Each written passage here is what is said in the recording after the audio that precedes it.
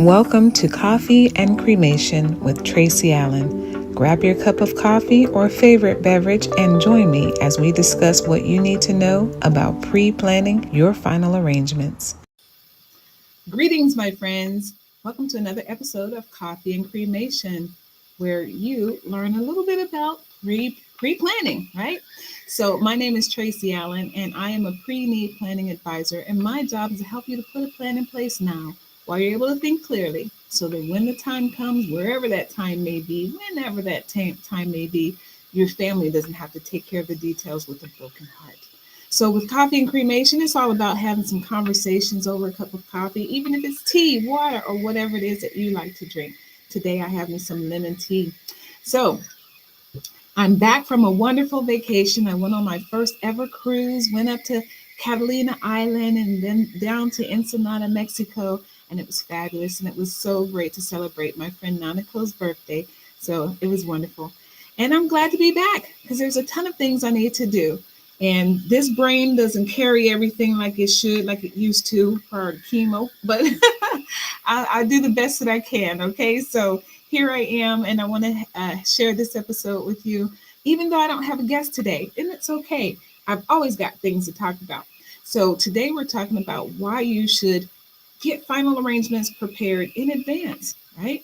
Because there's none of you that's going to be able to tell me you know exactly when, where, how you're going to die. That's left in the hands of our great creator. Whatever it is you believe is not up to us. Each day we're given another day, and that's a blessing. So I'm grateful to be here with you today, and thank you for tuning in whenever you see this. All right. So like I said, I don't have a guest. It's just me. So I'm going to share some things that I've put in place for my family so that when I go, it makes it a little bit easier for them. I am not the most organized person in the world. And like I said, I forget a lot of things. So what I've done so that when I'm gone, my family can just go to this one box that I have. I have a little footstool at home. Now that's another thing I'm gonna change. I'm gonna get me a fire retardant box so that it's safe if there is ever a fire that breaks out. But I'm gonna share what I keep in that box. But I also want to give you a little bit of history about me and how I came into this industry. So actually in 2005, I had gone to a job fair. I was looking for a job, and I went to this job fair, and there was this table that had all this stuff about funerals and cremation and stuff like that. And I was thinking, oh my gosh, what is this? And there was a lady that came over and she starts talking to me about pre-planning. I'd never heard of that before, but now here it was. And she shared this information that I thought was so powerful. I said, wow, okay. So I went ahead and I took the job. And that's where I was able to see firsthand what it was like when people came in that didn't have a plan.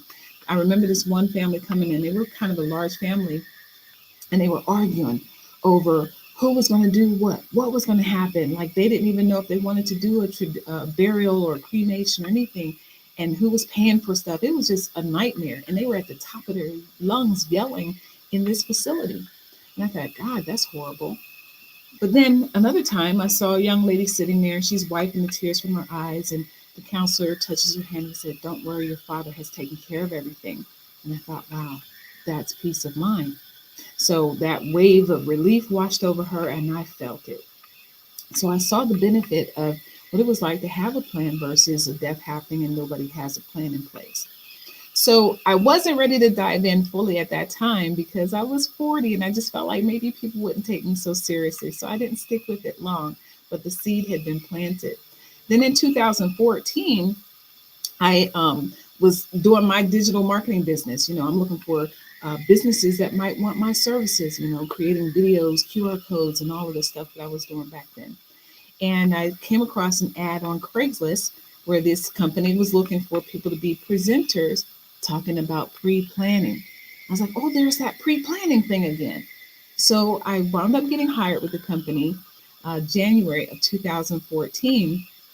And then that November, they laid all of us off. All of us new people that were being presenters, they laid us off because we couldn't sell the plan.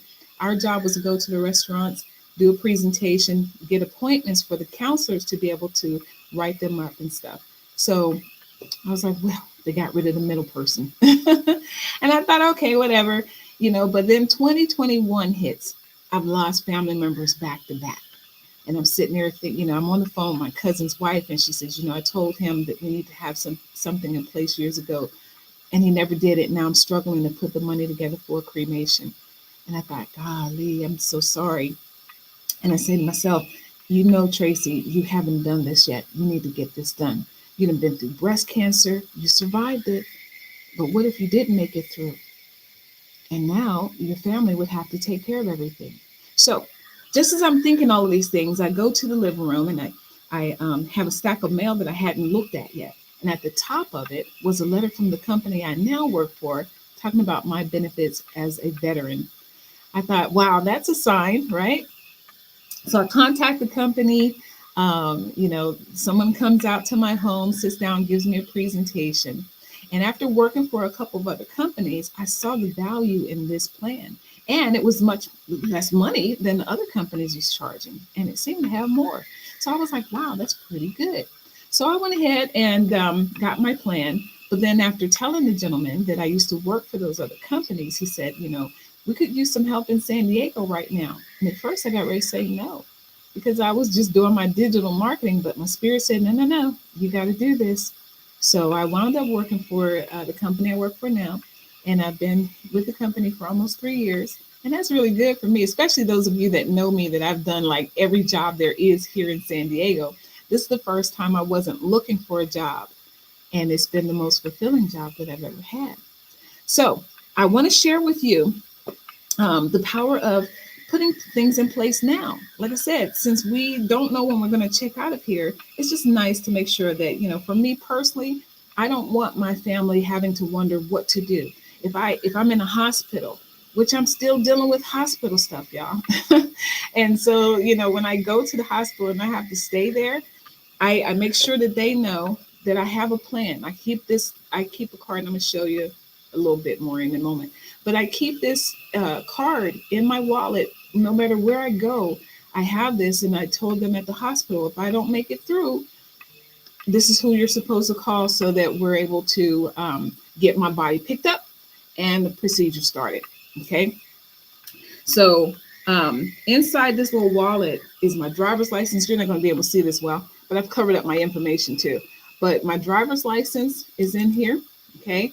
And then my card that has my name, my contract number, and the number to contact the company when I'm gone. All right. So I carry this everywhere.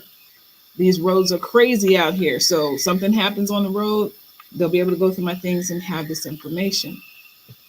So I have that, and I carry that with me, but I also have my contract and stuff in the box. So in the box, let's see, make sure that so I have a box here that has all of these things I'm going to share with you. So the first thing that you really should make sure that you fill out, and I've been doing this for almost 3 years, and I just recently found out about this one thing that I'm going to share with you. It's called a vital statistics form.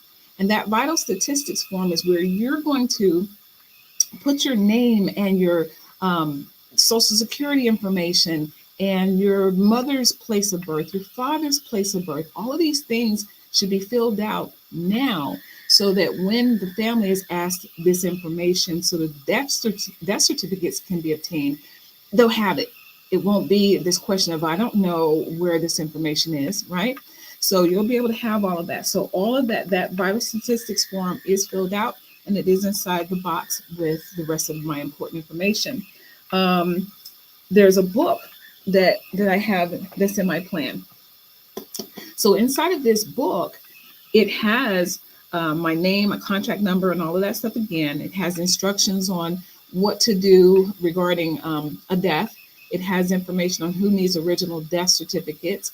It has a space to fill in for like attorneys' names and banking information, safe deposit boxes, all of these things that maybe you have or don't have. Whatever it is that you have, it's got great, it has space to be able to put that information in to make it easier on whoever has to take care of these details.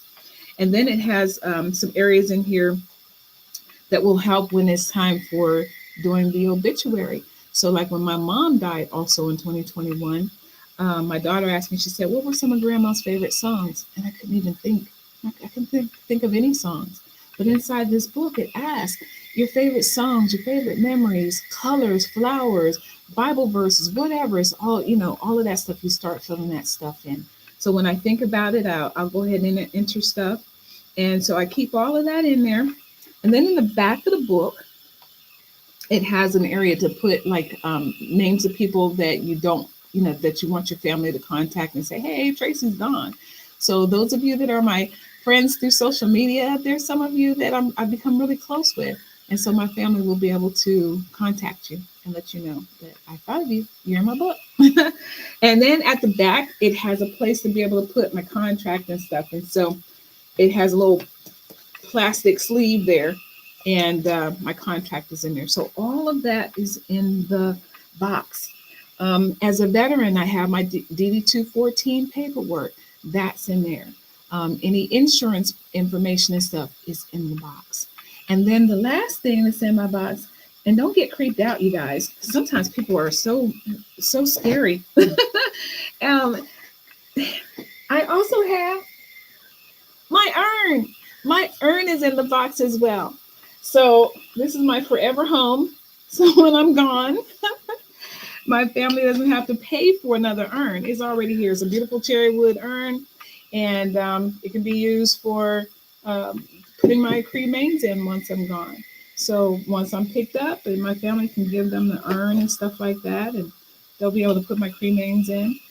And until you're ready to use it, doggone it. If you don't want to think about it as an urn, think about it as like a jewelry box or a place to store all kinds of things. But it's a nice little cherry wood box, and it's biodegradable. So that's what I have in my box. So you guys, hopefully that helps you to understand how to put some things together. Whatever's important to you, whatever someone's going to need to know and have once you're gone, put that stuff together now. It's the same. Listen, it's the same principle as you were taught. All of us have been taught that when you leave the house, well, maybe all of it, not all of us, but many of us have been taught that when we go out, we're supposed to have on clean what? Y'all know the answer. I'm not even going to say it. Wear clean what? Okay. So all our lives, we've been kind of preparing for what ifs. So death is just part of life. We come in, and at some point we're going to go. So if you want to have your plan put in place and you're here in San Diego or California or wherever you are, look into this. Make sure that you do something for your family, okay? Because when it's time, this makes it a whole lot easier for your loved ones. All right. And if you're here in San Diego, I will be doing a seminar at Novo Brazil restaurant down in Imperial Beach next week. Oh, it's a gorgeous location. I love it there. So that's going to be cool. And so if you're interested, reach out. And then also the following week, I will be at Sizzler's restaurant in San Diego. So if you want to go to either one of those so that you can learn more about what it is I do, definitely reach out. 619-719-1484. You can call or text that number, give me your name and your phone number so that I can go ahead and get you on the list. Okay. And from there, that's it, you guys. So just a quick little video. Wanted to share this information with you. I hope that it helps. I hope that you will go ahead and make sure that you do these things, get these things put in place. All right. So until the next time, and maybe I'll have a guest next week. If not, it'll be me. I'll have something to share with you. But for now, thank you so much. Talk to you later. Bye, you guys.